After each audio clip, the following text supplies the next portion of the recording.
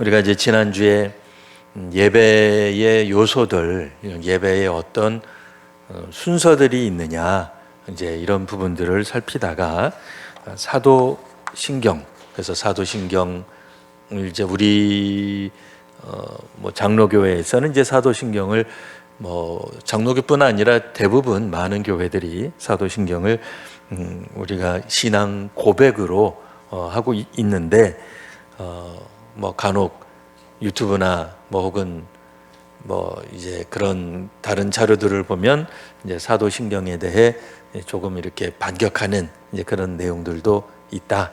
그래서 몇 년도에 언제 만들어졌는지 확실치 않다. 이제 그러다 보니 이제 정확하게 언제 무언가 만들어진 그 신조들이 있습니다. 그러니까 신경이라고도 읽을 수 있고요. 신조, 신앙 고백이죠. 신조, 신경 다 신앙 고백에 관한 것들인데요. 오늘 이제 한번 살펴보려고 합니다. 혹시 이제 다 받으셨나요? 한 장씩 다 이제 받으실 거고요. 자, 이제 받으시면서 한번 우리 생각을 해보겠습니다.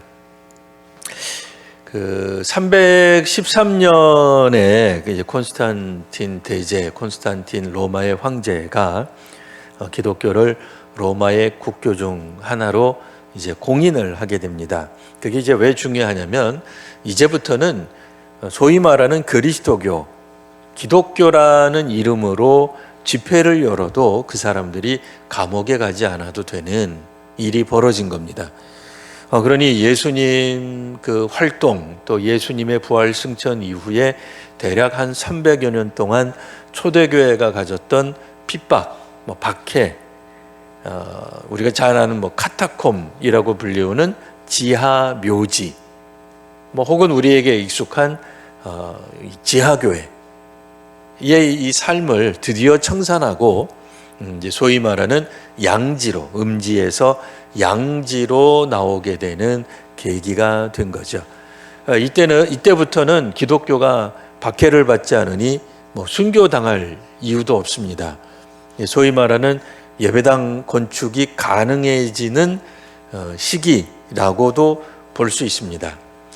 그렇게 해서 오늘 우리가 알고 있는 기독교회까지 쭉 역사가 내려오게 됩니다. 물론 우리가 알고 있는 바와 같이 1517년에 마틴 루터의 종교개혁으로 인해서 중세기 있었던 이 천주교 로마 카톨릭 교회에서 리포엄드 처치라고 불리우는 우리 개혁교회가 나옵니다. 물론 이제 1517년 이전에도 그런 운동이 있었죠. 그러나 우리가 이제 역사적으로 중요한 것만 보통 기억을 하니까요.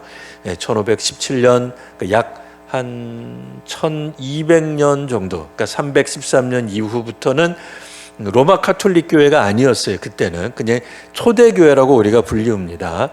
그러니까 로마의 그 교회, 로마의 국교 중 하나가 되었어도 그냥 우리가 초기 그리스도 교회, 초기 기독교 이제 이렇게 이야기를 합니다.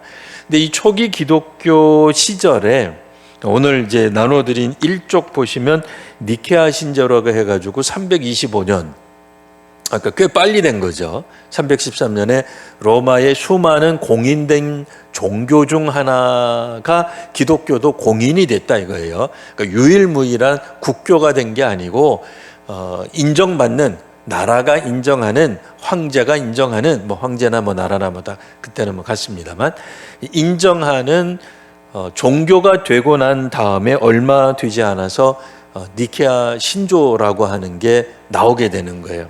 그러니까 이거는 이제 역사적으로 기록이 남아 있는 겁니다. 역사적인 근거가 있는 거예요. 자, 우리 한번 조금 길긴 합니다만 니케아 콘스탄티노플 신조보다는 짧으니까요. 자, 먼저 한번 니케아 신조를 한번 읽어보겠습니다. 자, 시작.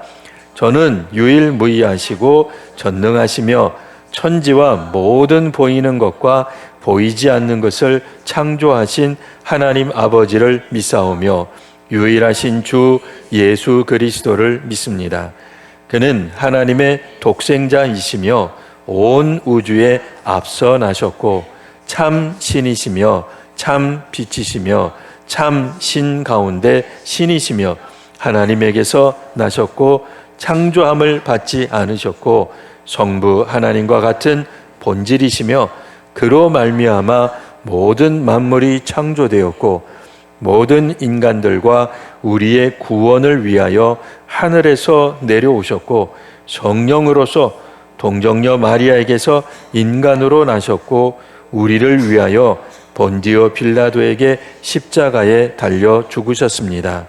그는 고난을 받으시고 장사함을 받으셨으나 제3일째 되는 날 성경에 기록된 말씀에 따라 다시 살아나셨고 하늘에 오르사 성부의 오른편에 앉으셨으며 장차 산자와 죽은 자들을 심판하려 영광 가운데 다시 오실 것인데 그의 나라는 영원 무궁합니다. 저는 성령을 믿습니다. 아멘. 자, 읽어보시니까 어때요?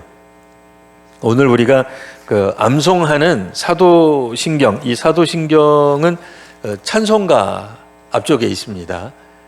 예.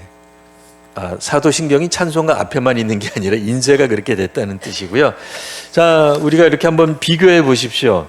그 사도신경을 이렇게 놓고 사도신경 그 찬송가 이제 성경에 따라서 앞에 있을 수도 있고 뒤에 있을 수도 있습니다. 여러분 가지신 성경 이렇게 찾아보시고요. 그러니까 얼추 비슷하구나. 자, 사도신경 나는 전능하신 아버지 하나님 이렇게 나오는데 니케아 신조에서도 유일무이하시고 전능하시고 또 창조하신 하나님 아버지, 천지의 창조주를 믿습니다. 내용이 같죠?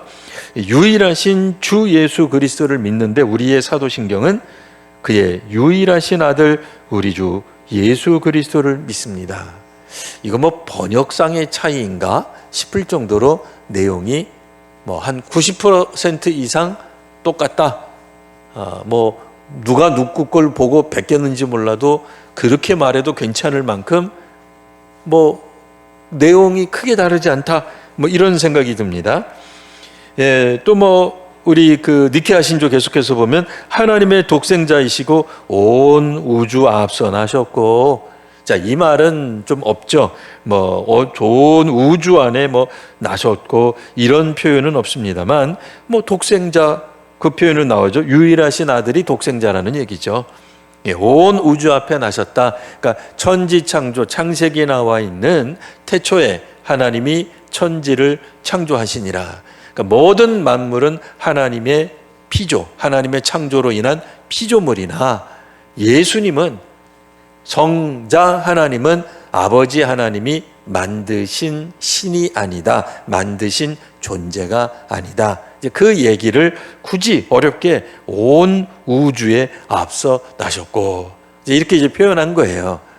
근데 이거는 우리가 기본적으로 직접적으로 창세기에 명시되어 있지 않지만 그래도 우리가 성경을 통해서 옛날 교회 학교를 통해서 이미 다 배웠던 바입니다. 예, 니케아 신조에 나와 있는 참신, 참빛, 참신 가운데 신, 신 중에 신이다 이거예요. 물론 이제 이런 표현은 조금 어렵죠. 하나님에게서 나셨습니다. 그러면 하나님이 창조했다는 거냐 뭐냐? 이거는 좀 이제 신학적으로 좀 설명을 요하는 부분이기는 합니다만 하나님께서 나셨다라고 한다고 해서 하나님 아버지가 아들을 그러니까 그런 인상이 들기는 합니다만 너무 그렇게 복잡하게 생각하지 마시고 이때도 어느 정도 그 삼위일체 우리가 알고 있는 삼위일체의 그런 인식들을 가지고 만들었다. 그래서 성부 하나님과 같은 본질이시다라고 하는 조금은 어려운 우리가 좀 생경한 잘 쓰지 않는 이제 이런 표현들이 나오고 있습니다. 다만 우리가 암송하고 있는 사도신경에서는 이렇게 본질이 같다 이런 식의 표현은 나와 있지는 않습니다만 그래서 우리가 삼위일체를 설명할 때에 보통 나오는 이런 표현이 조금 나와 있어요. 그래서 하나님께서 나시기는 하나님께로부터 나오셨지만 창조함을 받은 것은 아니다. 이렇게 이제 설명을 함으로써 혹시라도 아버지 하나님이 만들어낸 성자 하나님 이런 개념을 오해하지 않도록 이렇게 이제 적어놓고 있습니다. 나머지는 뭐 거의 이제 흡사합니다. 놀랍죠?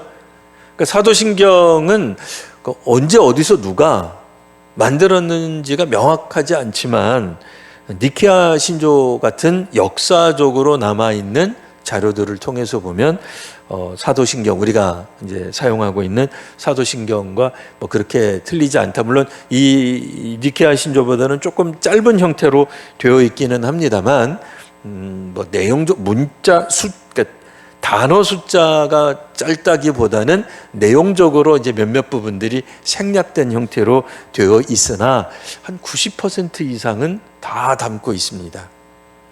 자, 그 다음에 이제 381년에 니케아나 니케아 콘스탄티노플 이거는 다 지명 이름입니다. 지명입니다. 지명. 그러니까 오늘날에는 사용되지 않는, 그러니까 우리로 말하면 옛날 서울, 이제 이거를 뭐 지금이니까 서울 그러지만 옛날에는 뭐 한성 이렇게 불렀단 말이에요. 자, 그러면 한성이라는 단어는 지금 우리가 사용하지 않죠. 그러나 지명인 것처럼 니케아나 콘스탄티노플 같은 지명은 지금은 현대적 도시 이름으로 사용되고 있긴 합니다만 다 실존하는, 실제했던 역사적 장소들입니다. 니케아 콘스탄티노플 신조가 있죠. 요것도 한번 우리가 시간은 좀 가겠습니다만 천천히 한번 읽어봄으로써 우리가 지금 암송하고 있는 사도신경 내용과 어떤 것이 거의 일치하고 어떤 것은 사도신경에 없고, 아무래도 문장이 길면 길수록 내용이 더 많겠죠. 당연히요. 그러니까 사도신경은 조금 더 압축된 형태다 이렇게 생각하실 수 있겠습니다. 자, 한번 니케아 콘스탄티노플 역사적으로 공인된 신조 한번 같이 읽어보겠습니다. 자, 시작. 우리는 한 분 하나님을 믿는다. 그분은 전능하사 천지를 창조하시고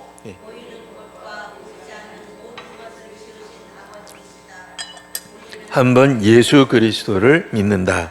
그는 영원히 아버지로부터 나신 하나님의 독생자로서 빛으로부터 오신 빛이시오 참 하나님으로부터 오신 참 하나님이시다. 그는 피조된 것이 아니라 나셨기 때문에 아버지와 본질이 동일하시다. 만물은 그로 말미암아 지은 바 되었다. 그는 우리 인류와 우리의 구원을 위해서 하늘로부터 내려오사 성령과 동정녀 마리아를 통하여 성육신 하셔서 인간이 되셨다. 그는 우리를 위하여 본디오 빌라도에 의하여 십자가에 못 박히사 받으시며 장사 지낸 바 되셨다. 그리고 그분은 성경대로 사흘 만에 죽은 자 가운데 부활하사 하늘에 오르시고 하나님 우편에 앉으셨다. 그는 살아있는 자와 죽은 자를 심판하기 위하여 영광 가운데 재림하시고 그의 나라는 무궁할 것이다. 예. 우리는 주님 뒤에도 있습니다. 생명의 부여자이신 성령님을 믿는다. 그분은 아버지로부터 나오시고 아버지와 아들과 더불어 동일한 예배와 영광을 받으신다. 이 성령님은 예언자들을 통하여 말씀하셨다. 우리는 또한 하나의 거룩하고 보편적이며 사도적인 교회를 믿는다. 우리는 죄사함을 위한 하나의 세례만을 인정한다. 우리는 죽은 자들의 부활과 장차 임할 세상에서의 영생을 바라본다. 예, 아멘. 이렇게 이제 하면 되겠습니다. 곧은 안 읽으셔도 돼요. 총회교육부, 이거는 신조가 아니라 우리 교단 총회교육부에서 나온 책자에 나와 있는 것을 발췌했다는 얘기고요. 자, 니케아 콘스탄티노플 381년에 이제 만들어진 이 신앙 고백의 내용 어떻습니까? 사도신경의 내용을 훨씬 더 많이 담고 있죠. 물론 이제 길기 때문에 사도신경하고 일치되는 부분이 있고요. 사도신경에는 없지만 자꾸 자꾸 니케아 신조에서부터 강조했던 이 삼위일체 하나님 본질이 같습니다. 근데 우리 사도신경에는 없어요. 본질이 같습니다. 이런 복잡한 얘기가 없습니다. 없지만 이제 그런 내용들이 나와 있는 거 빼놓고는 이거 상당히 사도신경하고 비슷한데? 사도신경을 조금 이렇게 압축해서 하면은 니케아 콘스탄티노플 신조가 되겠는데? 라는 생각이 듭니다. 그래서 니케아 신조와 니케아 콘스탄티노플 신조에서 나와 있는 내용이 상당히 압축된 내용들이 사도신경이다 가 되기 때문에 이거는 뭐 기억 안 하셔도 됩니다만 학자들은 이 이후에 사도신경이 나왔을 것이다. 좀 더 예배를 위해서 성도들이 좀 암송하기 좀 좋은 형태로 나왔을 것이다 라고 이제 봅니다. 우리 총회교육부에서 이제 번역된 것은 니케아 콘스탄티노플 신조는 조금 이렇게 예배 때 예전용으로, 그러니까 예전이라고 하는 건 예배 때 사용하는 뭐 이제 그렇게 생각하시면 되겠습니다. 예전용으로는 좀 우리말에 어색하죠. 왜냐하면 우리는 한 분 하나님을 믿는다. 한국어로서 믿는다. 그러면 뭔가 좀 찜찜해요. 이게 뭐 반말하는 것 같고 기분 나쁘다 말이에요. 그러니까 이 사도신경처럼 우리가 알고 있는 사도신경처럼 나는 천지의 창조주를 믿습니다. 막 이래야 고백같이 나는 믿는다. 이게 우리 한국말로는 건방져 보이죠. 근데 이거는 번역상의 문제입니다. 여러분 뭐 영어 아시겠습니다만 우리와 같은 그런 표현들이 있지 않아요. 별로 없어요. 그래서 좀 느낌이 달라서 그런 거지. 만일 니케아 콘스탄티노플 신조를 오늘날 우리가 예배 때 예전용어로 사용한다면 우리는 한 분 하나님을 믿습니다. 아마 이렇게 이제 번역을 했을 겁니다. 그러니까 혹시 니케아 콘스탄티노플 신조를 읽으시면서 뭐 이래 신앙 고백이 뭐 건방져 이렇게 생각하지 마세요. 그건 우리말 그 번역상의 문제이고 그러니까 내용을 중점적으로 보시면 되겠습니다. 자, 그래서 사도신경의 그 출처에 대해서는 사실 우리가 알기가 어렵습니다. 어느 회의에서 공식적으로 공인된 것인지 알기는 어렵지만 분명한 건 뭐겠어요? 니케아 신조와 니케아 콘스탄티노플 신조의 내용을 다는 아니지만 한 80-90% 정도는 담고 있다. 네. 그래서 특별히 이단적 요소 발견하셨습니까? 없죠. 없습니다. 당연히 없습니다. 자, 그러면 이제 우리가 여기서 생각해 보는 것은 그럼 사도신경은 그렇다고 치자 이거예요. 그래서 니케아 신조와 니케아 콘스탄티노플 신조의 내용을 어떻게 보면은 요약해서 예배용으로 누군가가 어떤 시절에 누군가가 만들었다고 치자 그 얘기예요. 네. 그럼 이제 궁금한 건 이거죠. 그 원형이라고 볼 수 있는 원래죠. 원조격이라고 말할 수 있는 오리지널이라고 말할 수 있는 니케아 신조와 니케아 콘스탄티노플 신조는 그러면 누가 만들었느냐 그런 생각이 들잖아요. 그러니까 사실 사도신경을 누가 만드려는 걱정 안 해도 된다는 것을 제가 지금 강조하고 있는 거거든요. 그래서 니케아 신조와 니케아 콘스탄티노플 신조에서 만들었으니까 됐다, 우리 안심할 수 있다, 그런 얘기예요. 도대체 니케아 신조는 뭔데 니케아 콘스탄티노플 신조는 뭐냐 이거예요. 그런 생각이 들죠. 자, 그걸 위해서는 이제 사실 성경에 없는 이야기를 잠깐, 성경에 없다고 해서 이단이 아닙니다. 기독교 역사에 대한 이야기를 잠깐 우리가 하려고 합니다. 이 313년 이 연도가 굉장히 중요합니다. 그래서 오죽하면 중학교, 고등학교 시간에 세계사 시간에 정확하진 않지만 왜 정확하지 않냐면 제가 중고등학교 다닐 때는 313년에 그러니까 그 기독교가 로마의 국교로 공인됐다 이렇게 배웠거든요. 근데 나중에 신학대학교 들어가서 배우니까 국교로 공인된 게 아니고 국교 중 하나 로 공인된 거예요. 그러나 어쨌든 그 효과는 그러니까 박해받지 않는다는 면에서는 동일한 거죠. 동일한 겁니다. 유일무이한 종교, 그러니까 로마의 국교, 로마 국가 종교는 아니어도 그래도 황제가 계시를 받아가지고 막 전쟁에 나가가지고 승리해가지고 봐라, 이 기독교가 참신이다, 하나님이 진짜 신이다, 그러니까 앞으로 우리 로마는 이 기독교에 대해서 우대하자, 인정하자. 이거 뭐 상당한 변화가 있었겠죠. 자, 그런데 우리 한 가지 생각해 볼 것은 그 이후부터 분명히 기독교회도 중심지가 있었을 거예요.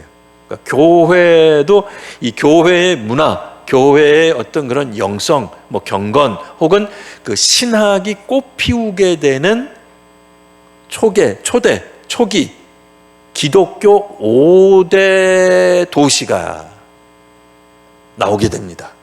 그러니까 그 이전에는 핍박, 환란, 뭐 감옥, 뭐 순교 이러기 때문에 하나도 안 보였죠. 313년 전에는, 물론 이제 313년 전에도 어느 정도 두각은 보였겠습니다만, 그래도 뭐 그 이전은 어쨌든 박해 시대였으니까 뭐 별로 어쨌든 지하에 숨겨져 있다가 313년 이후에 어느 순간부터 양지로 나왔다 그랬습니다. 양지로 나올 때에 그래도 기독교 중심지라고 불리우는 5개 도시가 나와요. 이 5개 도시가 왜 중요하냐? 우리가 성경 읽을 때 고린도전서, 고린도 교회에 보내는 거죠. 로마서, 로마 교회에 보내는 거죠.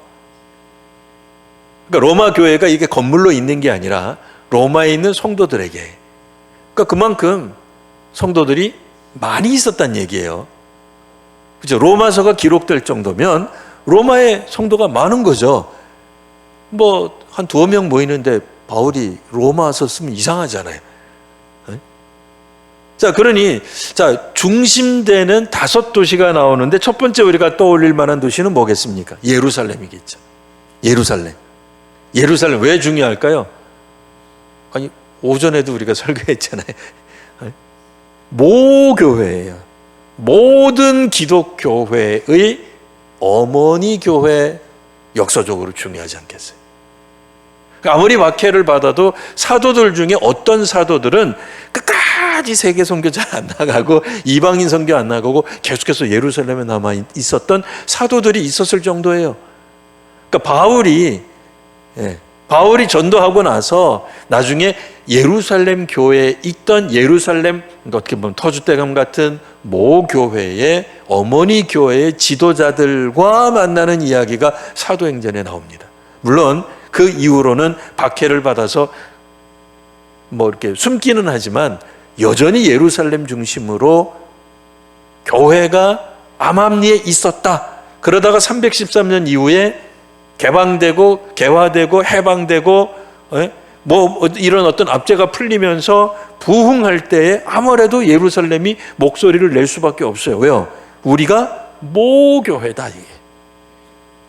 자, 그리고 사도행전을 통해서 우리는 사도행전을 통해서 기독교의 중요한 도시 하나를 더 알고 있습니다. 바울 선교의 중심지 어디죠? 안디옥이 가만히 있겠습니까? 안디옥도 이제 목소리를 내기 시작하는 거죠. 안디옥 교회야말로 소위 말하는 이방인 선교, 세계 선교의 중심지 아니냐 그 얘기예요. 그러니까 안디옥 교회 내에도 수많은 성도들이 숨어 있다가 300년쯤 지난 다음에 양성화되면서 그들이 목소리를 내기 시작한 거예요. 우리야말로 그리스도의 복음을 가지고 있습니다. 그런 얘기 할 수 있잖아요. 우리라고 그러지 않겠습니까? 우리가 진짜다. 우리가 원조다. 갑자기 여기 가까운데 신당동 가면은 이 떡볶이 집들이 있습니다. 간판을 보면 아실 거예요. 원조예요, 다 원조예요. 집에 들어가서 물어보세요. 자기네들이 다 원조래. 근데 실제로 나름대로 어떤 사연들이 있어요. 그러니까 맨 처음 생겨서 원조가 있고요. 맨 처음 생겼다가 중간에 망했다. 그런데 제일 오래 있었다. 그래서 원조가 있을 수도 있고요. 자기네들이 갑자기 딴 얘기입니다만 짜장 떡볶이를 만들어서 그게 원조일 수도 있고요. 무슨 할머니로서의 원조도 있고 다양한 원조가 있는 거예요. 어쨌든 예루살렘 교회도 원조로서의 어떤 뭐가 있는 거고요. 안디옥 교회도 있는 거예요. 그러니까 복음에 대해서, 신학에 대해서, 예수님에 대해서 이 교회와 세계 혹은 교회와 신앙 고백에 대해서 그러니까 어떤 목소리를 낼 수 있는 중요한 교회 거점 지역 2개가 있겠고요. 그 다음에 세 번째 뭐겠습니까? 로마. 성경에 로마가 나오지 왜 안 나오겠어요? 로마가 뭡니까? 그때가 로마 제국 시대였잖아요. 근데 원래 로마라고 하는 나라가 로마라고 하는 도시에서 시작을 해요. 이탈리아 반도 저 밑에 보면 로마 도시가 있잖아요. 그 도시에서부터 출발해서 고대 로마가 로마 제국이 됩니다. 그러니까 어떻게 보면 로마 부족이 출발해서 로마 제국이 되는 거예요. 근데 이 사람들이 그 로마라는 이름을 얼마나 좋아했는지 나라 이름도 로마라고 세워버렸어요. 실제로 사도 바울도 세계 선교의 끝을 로마라고 생각을 했어요. 그러니 로마에서 예수 믿는 사람들이 상당히 있었을 것이고 기본적으로 오래된 옛 수도로서의 중요성을 또 가지고 있겠죠. 그러니까 로마 제국에서 로마야말로 우리가 진짜다, 우리가 힘을 갖고 있다, 우리가 영향력을 가지고 있다, 정치, 경제, 문화, 교육, 종교까지 우리가 다 리더십을 가져야 된다고 생각하는 로마 교회. 또 실제로 로마서까지 쓰여졌어요. 그러니까 로마의 교회가 교인들이 많았던 얘기입니다. 자, 그 다음에 이제 2군데가 더 있는데요. 하나는 카이로, 그러니까 지금 이집트 카이로 위에 알렉산드리아라고 하는 도시가 있습니다. 지금도 당연히 있습니다. 물론 이름은 조금 이제 현대어로 좀 바뀐 이름으로 있긴 합니다만, 이게 이제 고대 헬레니즘, 이 헬레니즘이 굉장히 중요한 도시였어요. 거기서 유명한 게 도서관이에요. 알렉산드리아라고 하는 이름이 나오듯이 알렉산더 대왕하고 연관이 있습니다. 그러니까 이제 정복을 했거든요.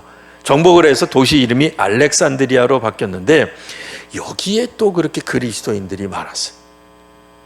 이분들이 그 고대 로마와 이제 왜 우리 옛날에 그런 거 배웠잖아요. 그리스 로마 신화. 같이 가잖아요. 그죠? 그리스 로마. 그러니까 그리스를 다른 말로 헬라라 그러는데요. 헬라의 어떤 그런 지혜의 본산이 알렉산드리아라고 말할 수 있습니다. 그러니까 여기서도 상당히 연구를 많이 하는 거죠. 그러니까 기독교회가 가지고 있는 어떤 종교적인 신앙의 어떤 고백들, 이런 것들에 대해 상당히 연구하면서 이분들도 뭔가 목소리를 내고요. 그 다음에 오늘날의 이스탄불로 알려져 있는, 그러니까 터키의 한 도시 이름입니다. 그러니까 콘스탄티노플. 벌써 이름에 나오죠. 옛날 콘스탄틴 대제가 수도로 만든 거예요. 나 여기 수도로 하고 싶어. 원래 수도는 이제 로마 같은 곳이, 나중에 또 다시 로마가 수도가 되긴 합니다만, 수도가 굉장히 중앙 어떤 정부로서 중요한 도시 역할을 하고 있습니다만, 콘스탄틴 313년에 기독교 국교가 된다니까, 국교 중 하나가 된다니까요. 근데 그 황제가 나는 여기를 수도로 하고 싶어. 그러니 당연히 기독교가 콘스탄티노플에서 부흥하지 않겠어요? 황제가 뒤를 봐주고 있는데, 그래서 이 5개 도시의 교회가 전 세계, 그때 당시에 전 세계 교회라 봐야 다 로마 제국 통치 안에 있는 나라들입니다. 그러니까 로마 그 대제국 안에 5개 도시에 있는 교회가 아무래도 큰 교회들도 많고, 교회가 크다는 게 건물이 크다는 게 아니라 교인이 많다는 그 얘기예요. 교인이 많다가 보니까 그들의 목소리가 당연히 전 세계 교회, 그때는 로마가 다스리던 시대에 있던 전체 교회, 유럽 교회라고 말을 할 수 있죠. 유럽 교회에 상당한 영향력을 끼치게 됩니다. 이 5개 지역에 우리로 말하면 구역으로 하기에는 너무 좀 작죠. 그래서 이제 교구, 이제 이렇게 부릅니다. 5개 교구의 교부들이 굉장히 중요했어요. 교회의 아버지라는 뜻이죠. 이때만 하더라도 사실 우리가 알고 있는 교황 이런 제도가 없었습니다. 교황 제도는 나중에 로마가 이렇게 나뉘어요. 동로마, 서로마가 나뉘는데, 갑자기 세계사 시간이 나오니까 옛날에 다 듣던 얘기죠.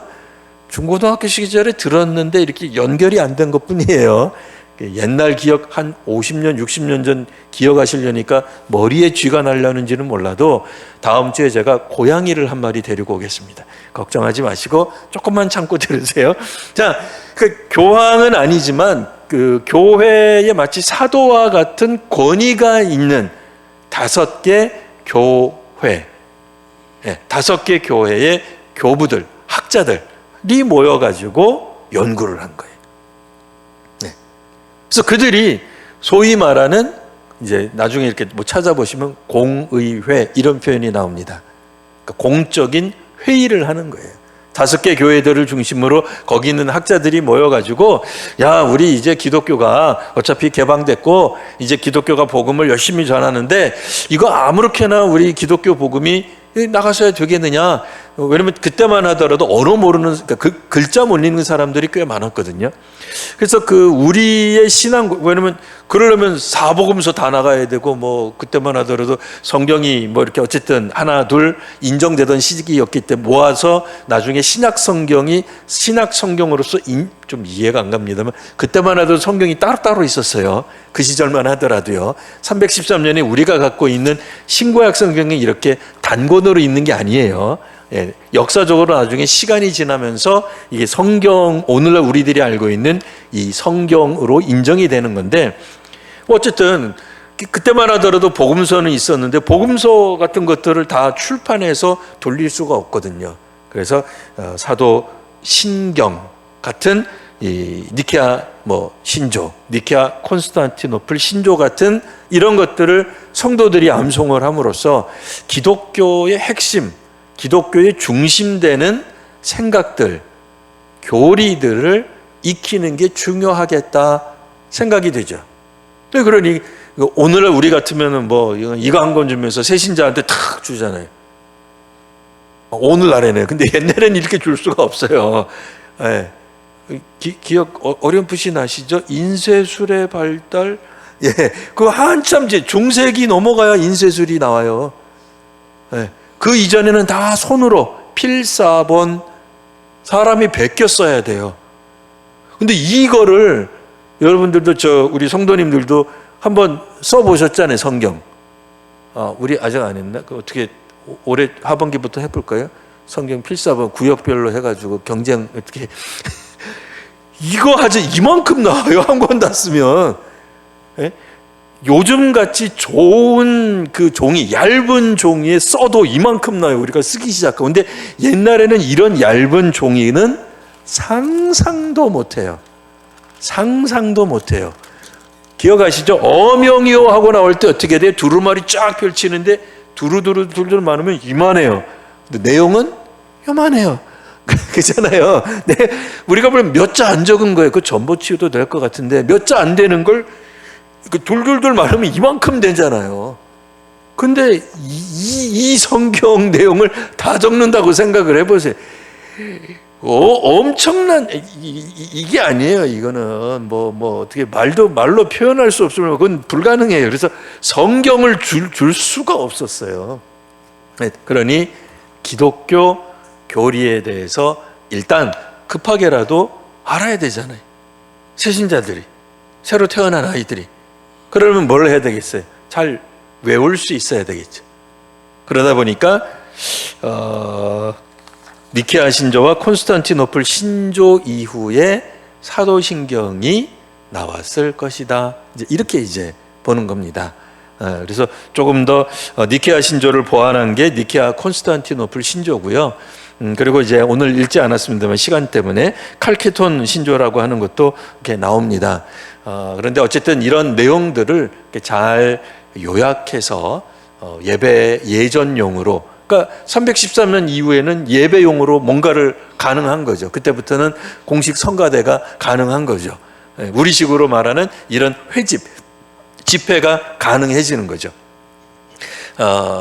그래서 사도신경의 내용이, 그러니까 인터넷이나 이런 SNS에서 나오는 것 같이 뿌리가 없다는 둥 그런 얘기는 안 하셔도 됩니다. 물론 조금 어렵긴 해도 그분들에게 이런 거를 다 설명하기가 쉽진 않겠으나 우리가 외우고 있는 사도신경 이렇게 언제 어느 공의회 때 만들어졌는지 연도는 알 수 없으나 기존에 이미 만들어진 신조들, 공인된 신조들, 그 5개 교회의 교부들이 모여가지고 막 수년에 걸쳐가지고 뭐 자꾸 하나 가지고 싸워요. 우리는 뭐 싸울 필요 없습니다. 그냥 우리는 그냥 번역된 거 그냥 이렇게 읽으시면 되는 거고요. 이거보다는 우리는 그냥 사도신경만 그냥 아시면 되는 거고요. 그래서 사도신경을 통해서 우리의 신앙의 어떤 고백, 그러니까 다는 아닌 걸 알고 있습니다. 기독교 복음에 다 요약된 건 아니지만 얼추 초기 기독교회, 공인된 기독교회 이후에 그들이 생각했던 그런 어떤 신조들, 신앙 고백들의 상당수가 요약되어 있다, 신뢰할 만하다라고 생각하시면 되고요. 혹시라도 우리 주변에 이단이 와서 뭐 이런 거 가지고 뭐 덤비진 않겠습니다만, 덤비신다면 잠깐 기다려봐. 이제 여러분들도 이걸 막 얘기를 해주는 거예요. 혹시 여러분 자녀가 엄마, 아버지 사도신경 그 뭐 뿌리도 없다면서요? 웃기지 마라. 너 어디서 그런 얘기 들었냐? 이 얘기 해주시면 되는 겁니다. 자, 오늘은 여기까지 마치도록 하겠습니다. 자, 기도하겠습니다. 주님, 우리가 믿는 바 사도신경이 초대 교회에 이런 공유의 전통을 따르고 있음을 한번 살펴보았습니다. 내용이 100% 똑같지 않다 하더라도 상당히 니케아 혹은 니케아 콘스탄티노플 신조라고 하는 당시의 교회 공의회를 거쳐서 공적으로 승인된, 공적으로 합법적으로 인정받은 신앙 고백의 내용을 잘 담고 있음을 살펴보았습니다. 오늘 저희도 이제 사도신경에 있는 내용들을 잘 숙지하고 우리의 신앙을 더욱더 성장시켜 나가는 우리 귀한 성도님들 우리 모두가 되게 하여 주옵소서. 예수님 이름으로 기도합니다. 아멘.